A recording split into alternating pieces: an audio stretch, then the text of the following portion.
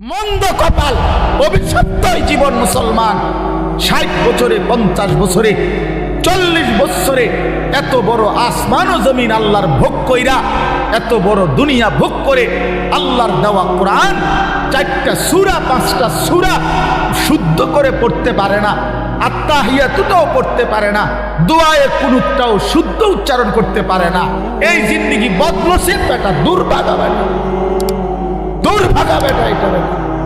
এই জিন্দেগি বাতের থালা ছাড়া আর কিচ্ছু না বেটা। এই জীবন কতক্ষণ হতম ছাড়া আর ভাত খাওন ছাড়া আর পেশাব পায়খানা ছাড়া আর কিচ্ছু না বেটা। এটা কিসের মুসলমান তুমি বেটা? কিসের মুসলমান তুমি? হ্যাঁ, 30 বছরও তোমার কলিজার মধ্যে এটা আসে নাই যে আমার আল্লাহর কোরআন শুদ্ধ করা দরকার? কি ডকের মুসলমান এটা? 60 বছরের বুড়ো হয়ে গেছে, আজও কোনোদিন কলিজার ভিতরে আসে নাই আল্লাহর কোরআন শুদ্ধ করা উচিত। বইয়া বইয়া সাধুয়ানে শুধু গপ মারে আর হুজুরদের বদনাম করে। অমুক হুজুরের আকিদা বালা না, অমুক হুজুরের আকিদারে কামড়াইছে। আপনার আকিদা একবারে সাধুয়ানে বাইয়া বাইয়া পড়তে আছে, একদম আপনার আকিদা। বইয়া বইয়া বিড়ি খায় আর এনে গপ মারে, আর বেডির নাচ দেখে, টেলিভিশন দেখে, আর হুজুর ঠিক করে অমুক হুজুরের আকিদা বালা না, তাইনের আকিদা বালা। বিড়ি খান না, এটা কোন আকিদা? এটা বিড়ি খানা, এটা কি আকিদা? সুন্নি আকিদা না ওয়াহাবি আকিদা? কি তাই বিড়ি খানা এটা কোনটা পড়ছে? কি সুন্নি জমাতে পড়ছে না ওয়াহাবি জমাতে পড়ছে? কোনটা? কথা বলেন না কেন? এটা কোনটা? হ্যাঁ, আপনি আকিদা টোয়াইতে না আছেন, আপনি কি বোঝেন মিয়া? আকিদা কি বোঝেন আপনি? আজ পর্যন্ত এই দুর্গন্ধযুক্ত বিড়ি এটাই ছাড়তে পারেন নাই। এবার আসি, হ্যাঁ আকিদা, অমুকের আকিদা বলে বালাম, আমার অমুকের আকিদা বালাম। আপনি তো শরীরে গন্ধের কারণে কাছে যাওয়া যায় না, আমাদের দুর্গন্ধ। ওটা আকিদা ঠিক করে। চা দোকানে টেলিভিশন চায়, আগ করলে গালি দেয়, কথা কইলে গালি ছাড়া কথা বলতে পারে না। কি আশ্চর্য মুসলমান, অবাক করা মুসলমান। বিড়ি সিগারেট একটি দুর্গন্ধ জাতীয় নিকৃষ্ট বস্তু। আল্লাহ নবী সাল্লাল্লাহু আলাইহি সাল্লাম ইন্তেকাল পর্যন্ত কোনোদিন দুর্গন্ধ নবী পছন্দ করতেন না। যিনি কাঁচা পেঁয়াজের গন্ধ পছন্দ করতেন না, কাঁচা রসুনের গন্ধ নবী পছন্দ করতেন না, নবীজি ঘামের দুর্গন্ধ পছন্দ করতেন না। আল্লাহ নবী সাল্লাল্লাহু আলাইহি সাল্লাম যখন হাঁটতেন, ওই জায়গাটা, রাস্তাটা পুরা মেশক আম্বরের ঘ্রাণ হয়ে যাইত। তার পবিত্র দেহ থেকে ঘাম ঝরিলে সেটা আতর হিসাবে সাহাবায়ে কেরাম ব্যবহার করত। এত পবিত্র, এত সুঘ্রাণ। নবীজি বলতেন, 3টা জিনিস দুনিয়াতে আমার সবচেয়ে প্রিয়। একটা হলো আতর, 1 নাম্বার সুগন্ধি। আত্মীব 1 নম্বরে নবীর ভালোবাসার বস্তু ছিল সুগন্ধি, আতর। আল্লাহ নবী সাল্লাল্লাহু আলাইহি ওয়াসাল্লাম, আমি এইমাত্র আমার হারিস ভাই আমার আতর নিচে মানে দিছি, এখন ওনার ওই যে বয়ান করলো, তোমার বন্ধু দোস্ত মানুষ, আমি আতর লাগাইতেছি, ওই যে চমৎকার গ্রাম নেন, আপনার হাত দিয়ে দিলাম, এই যে এখন দিয়ে আয়া পড়ছি পকেটেরটা। তো বলতেছিলাম যে আল্লাহ নবী সাল্লাল্লাহু আলাইহি সাল্লামের সবচেয়ে প্রিয় বস্তু ছিল আতর, যিনি কখনোই দুর্গন্ধ পছন্দ করতে পারতেন না। এই মুসলমান, এই দুর্গন্ধওয়ালা, এই বিড়ির গন্ধওয়ালা মুখ নিয়া সেই নবী যিনি চিরদিন সুগন্ধিময় ছিলেন, তার সামনে কেমনে দাঁড়াইবেন সুপারিশের জন্য? লজ্জা করবে না? হ্যাঁ, শরম করবে না? ফেরেশতা যদি ধাক্কা মারে, সর বেটা, উঠে বেটা, বিড়ির গন্ধে কাঁচাই হবে না, সর। তোর আবার কি সুপারিশ বেটা? তখন কি বলবেন? তখন কি বলবেন বলেন? ইনসাফ করে বলেন। এজন্য ছেড়ে দেন দুর্গন্ধময় এই বস্তু। যাদের এই বিড়ি সিগারেটের মদ অভ্যাস আছে, এটা নিকৃষ্ট অভ্যাস, নিকৃষ্ট অভ্যাস, ফালতু অভ্যাস, ফালতু। এটা রুচির বিষয়, আত্মসম্মানের বিষয়। কারো গায়ে লাগলে আপনি সেট করে ছেড়ে দেন।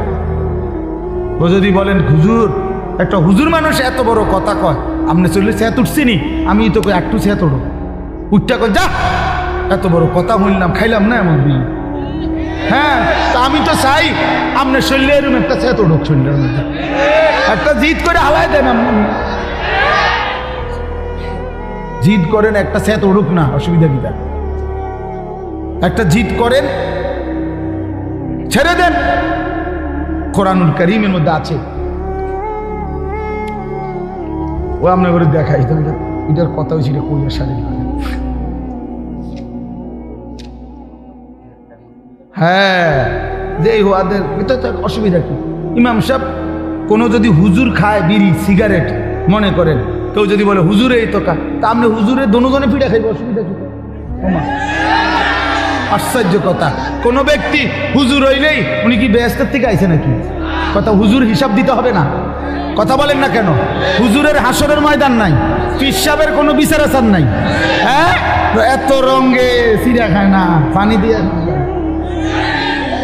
হ্যাঁ জি, হাসরের ময়দানে আমি আনিসুর রহমানকেও হিসাব দিতে হবে, আমনে শ্রোতাকেও হিসাব দিতে হবে। এত এত তামসা না, এত রঙে সিরা খায় না, পানি দিয়ে খাওয়ান লাগে হিসাব। অবশ্যই যে ব্যক্তি এই প্রকাশ্য গুনাহ করে সে ফাসেক। আপনি হিসাব নেন এটা, ফাসেকের পিছনে নামাজের হুকুম কি জিজ্ঞাসা করেন, যে কওমারে জিজ্ঞাসা করেন। এই জন্য বলেন বাপ এ তো মাকরু, এটা হারিমি। এই জন্য আমি অনুরোধ করছি, এই যে দেখেন আপনি কোরআন শরীফে আছে আল্লাহ তাআলা বলেন জাহান্নামীদের খাবার, জাহান্নামীদের যেই খাবার, এই খাবারের বৈশিষ্ট্য লা ইউসমিনু ওয়ালা ইউগনি মিন জু'। এটার অর্থ হইল জাহান্নামীদের খাবারে আল্লাহ বলতেছে লা ইউসমিনু, এটার দ্বারা কোনো পুষ্টি হবে না, অর্থাৎ কোনো শক্তি সঞ্চয় হবে না। আবার ওয়ালা ইউগনি মিন জু', ক্ষুধাও নিবারণ হবে না। তাহলে জাহান্নামীকে যেই খাবার দেওয়া হবে এটার মধ্যে কোনো পুষ্টিও নাই, শক্তিও নাই, আবার ক্ষুধাও নিবারণ হবে না। তো ঠিক বিড়ি সিগারেট এটা পরীক্ষিত, এটার মধ্যে কোনো পুষ্টিও নাই, শক্তিও বৃদ্ধি হয় না, ক্ষুধাও নিবারণ হয় না। তাইলে এটা কি? এটা জাহান্নামী খাবার ছাড়া আর কিচ্ছু হইতে পারে না। জাহান্নামীদের খাবার। আগুন কোনো মুমিনের প্রিয় হইতে পারে না। যে কবর চিনে, আখিরাত চিনে মিয়া, যে আল্লাহ রসুলের সামনে দাঁড়াইবে এটা বুঝে, সে আগুন নাকি দিয়া মুখি দিয়া আগুন বাহির করা এটা কোনো ইমানদারের প্রিয় হইতে পারে না। আপনি এটা খানা, আগুন কোনো খানা মিয়া? কথা বলেন না কেন? আগুন খানা, তা আগুন এটা কিতা? এটা 7 আপ তো, এটা কিতা? এটা তো কোনো পানিও না। এটা কি আইটেম? একটা কিছু তো হইব, হয় এটা খানা হইব, না এটা পানি হইব। এটা তো পানিও না, খানাও না, তো এটা কিতা? এটা কি? এটা ছি ছি ছি, লজ্জা থাকা উচিত, হায়া থাকা উচিত।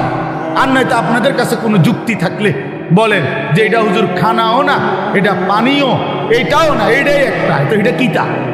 বলে না কিতাও না, এটা কিতাও না, মানে ওরা কইতাইতো না, কি করবো এটা? আস্তাগফিরুল্লাহ। যাই হোক, আমি এটা প্রসঙ্গ আসছে দেখে লম্বা করলাম আর কি।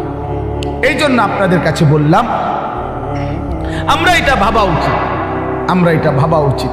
দয়া করে প্রত্যেকেই আপনাদের কাছে অনুরোধ করছি, আমার বলার উদ্দেশ্য ছিল এই কথাটা, যে বাচ্চাটাকে 3টা বছর নুরানি পড়াবেন, আল্লাহর কোরআন শিখাবেন, শুদ্ধ কোরআন পড়াবেন। বাপ দেখবেন তার আখিরাত সুন্দর হবে, তার দুনিয়াটা সুন্দর হবে, সে 5 ওয়াক্ত নামাজ শুদ্ধভাবে পড়তে পারবে। আল্লাহ তাআলা আপনাদেরকে তৌফিক দান করেন, আল্লাহ আপনাদেরকে তৌফিক দান করেন, আল্লাহ আপনাদেরকে কবুল করে নেন।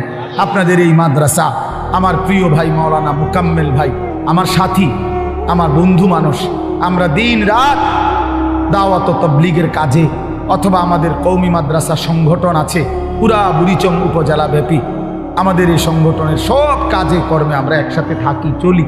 এই জন্য এই মাহফিল, আজকে আমার মাদ্রাসার মাহফিল ছিল, সারা দিন আমার মাদ্রাসায় আমার ব্যস্ততা ছিল।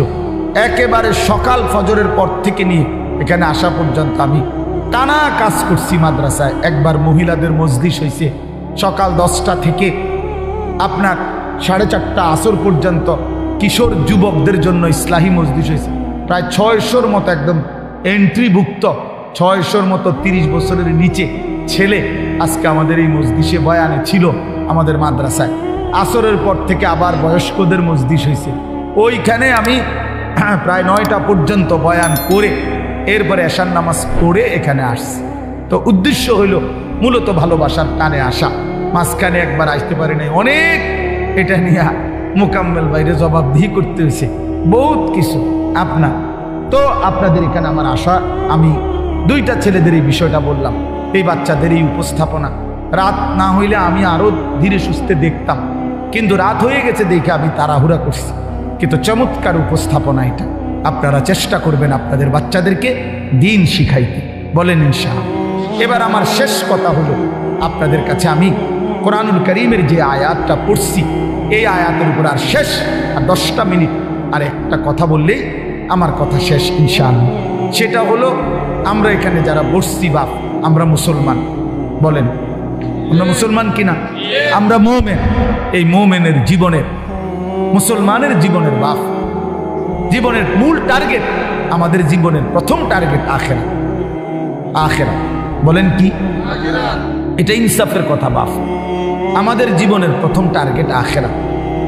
আখিরাত আমাদেরকে আল্লাহ তাআলা বানাইছেন আখিরাতের জন্য, আমাদেরকে দুনিয়া দিবে না বাপ। ইমানদারের জন্য দুনিয়া না, ইমানদারের জন্য শুধুই আখিরাত।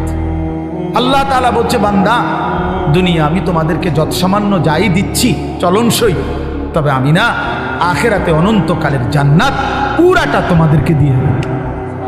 কোন কাফের বেঈমান, কোন মুশরিক, কোন নাস্তিক মুরতাদ, কোন বেঈমান, কোন হিন্দু, বৌদ্ধ, ইহুদি, খ্রিস্টান, কোন মুরতাদ নাস্তিক মৃত্যুর পরে আখিরাতের অনন্ত জীবনে এক ঢোক পানিও মিলবে না, এক লোকমা খাবারও মিলবে। আখিরাত অনন্তকালের জান্নাত শুধুই তোমাদের জন্য। উইদ্দাত লিল মুত্তাকিন, আল্লাহ তাআলা বলছে জান্নাত বানানোই হয়েছে মুত্তাকিদের জন্য। আ'দাততু লিইবাদিয়াস সালিহিন, আল্লাহ বলেন আমার নেককার বান্দাদের জন্যই আমি আল্লাহ জান্নাত বানিয়েছি।